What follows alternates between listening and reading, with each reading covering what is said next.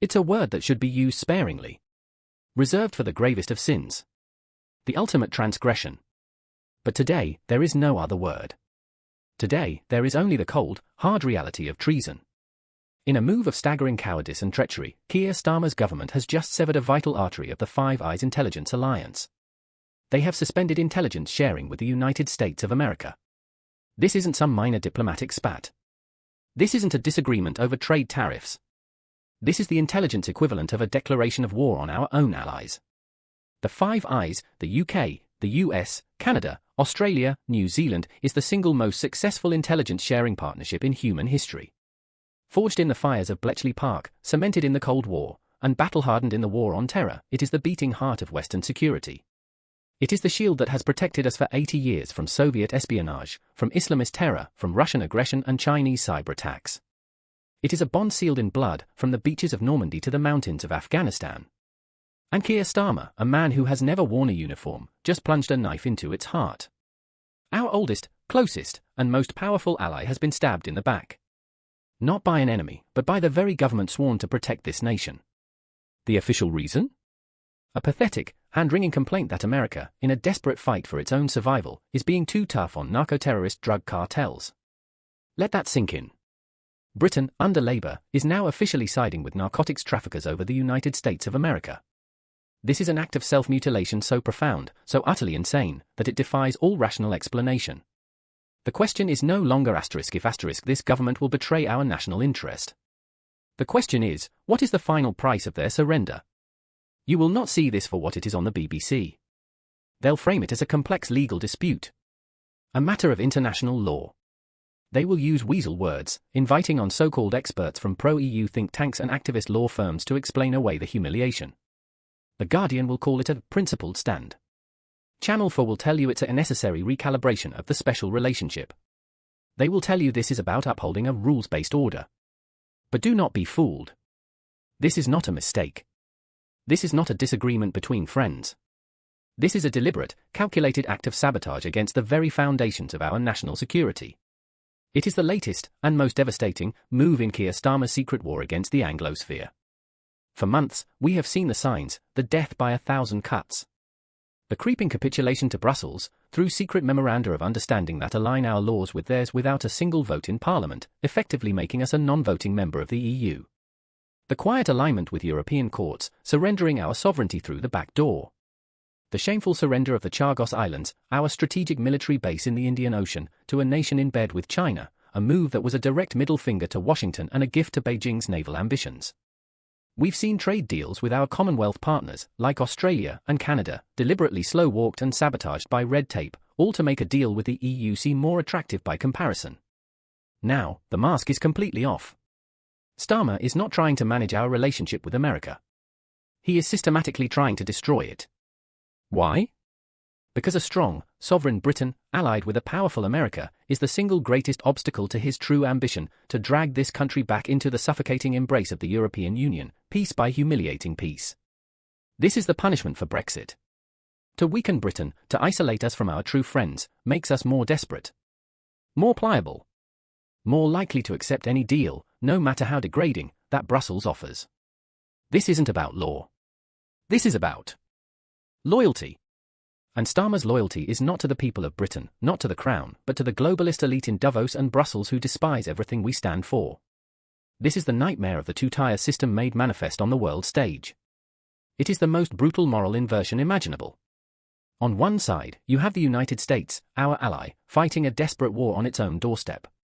A war against vicious narco-terrorist cartels who are pouring fentanyl and death across their border, waging a chemical war on the West, destroying families and hollowing out entire communities. Fentanyl is now the leading cause of death for Americans under 45. More than Vietnam, more than Iraq and Afghanistan combined. These are not petty criminals. They are monsters who dismember their rivals with chainsaws, who boil people in acid, who hang bodies from bridges as a warning. Last week, President Trump, tired of seeing his people slaughtered, authorized a drone strike against a cartel convoy moving precursor chemicals for a new fentanyl superlab. It was a decisive blow. And it is this act of self-defense that Starmer's government has condemned. It is this act of protecting American lives that has caused them to suspend intelligence sharing. And on the other side? You have Keir Starmer's Britain. A nation that now champions the human rights of the traffickers. A nation so morally inverted, so utterly captured by activist lawyers from NGOs with names like the Transnational Justice Forum, shadowy groups funded by dark money and foreign foundations, that it believes providing intelligence to stop a boat laden with poison is being a complicit in a crime. Your taxes, which should be funding our NHS, our police, our veterans' care, are instead funding the legal aid for these groups to undermine our national security from within our own courts. Think of the grotesque moral calculus here. The lives of American citizens, destroyed by drugs, count for nothing. The sovereignty of our closest ally counts for nothing. The lives of British soldiers who have fought and bled alongside Americans in Iraq and Afghanistan for a century count for nothing. But the life of a cartel foot soldier on a speedboat in the Caribbean, a monster trafficking misery and death. To Sir Keir Starmer and his cabal of woke barristers, that life is sacred. This is the world he is building. A world where the criminal is the victim and the nation defending its own people is the villain. A world where our own security is sacrificed on the altar of a twisted, self-hating ideology. And do not for a second believe this poison stays in America. Every shipment that gets through because our government chose to blindfold the Americans is a shipment partially destined for the streets of London, Manchester, and Glasgow, fueling the county lines gangs that prey on our children. Starmer hasn't just betrayed America. He has endangered our own children to virtue signal to his globalist friends. The architect of this national humiliation is Keir Starmer. Sir Keir, the former Director of Public Prosecutions. A man so devoid of principle, so utterly captured by the anti-Western dogma of the modern left, that he sees our greatest ally as an embarrassment and our history as a source of shame. He is a coward, hiding behind the skirts of international law to justify an act of pure ideological spite. But this is the crucial point: as a former top lawyer, he knows the law inside and out. He knows exactly how devastating this act of sabotage is. This isn't ignorance, it's malice. This is a man who knows precisely which levers to pull to cause maximum damage to our national standing. He spent years as DPP learning the system's weaknesses, not to fix them, but to one day exploit them. This is the same man who gave away the Chagos Islands, a strategic jewel in the Indian Ocean. He didn't just give it away, he ripped a hole in the West's ability to monitor Chinese naval expansion and Iranian threats, a move the Pentagon privately called a catastrophic betrayal of trust. He is the man who is quietly negotiating with Spain, via Brussels, over the future of Gibraltar, preparing to sell out the British people there just as he has sold out our American allies. He is a man who speaks of patriotism while systematically dismantling the very pillars of our national strength. He is a manager of decline. A champion of surrender. And who warned us this would happen? Who told us that a Labour government would always choose Brussels over Washington? Who predicted this pathetic slide back towards European submission? Nigel Farage. Reform UK. Remember when Nigel stood on that stage years ago and said, "Mark my words, they will sell out our friends to crawl back to our masters in Brussels"? The establishment, the BBC, the entire London commentariat, they all laughed. They called him a scaremonger. A demagogue. Who's laughing now? While they sneered, Farage and Reform saw this coming from a mile away. They understood that the globalist mindset that infects the Labour Party is fundamentally incompatible with a strong, independent Britain.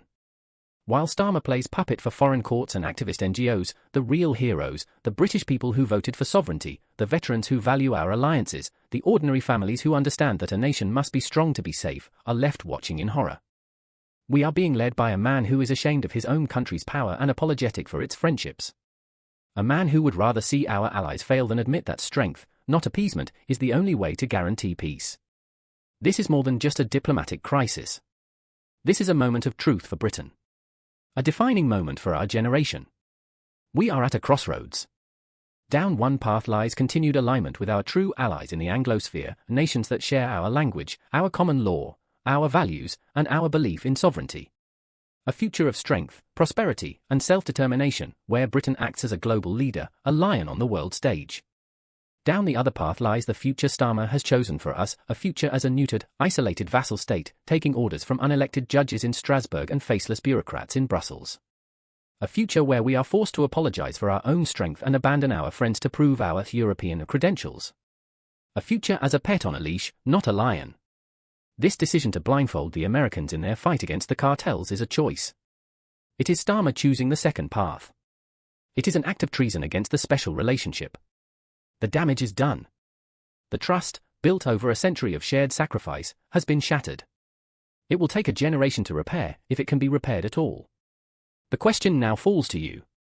To every single person watching this. When our government treats our oldest ally like an enemy, and narco-terrorists like a protected species, what does that make Britain? How much more of our sovereignty, our security, and our national honour will we allow Keir Starmer to trade away before we finally say, enough is enough? Let them know we are watching. Let them know we see the betrayal for what it is. This isn't just about a comment on a video. This is a digital roll call. A muster of the patriots who refuse to see our nation humiliated. Your share is a flare in the dark. Your comment is a vote of no confidence in this entire rotten establishment. This is our digital Dunkirk, a line in the sand. Send a message that the British people stand with our allies, not with their enemies. Comment below and tell me, in this fight, who should Britain be backing?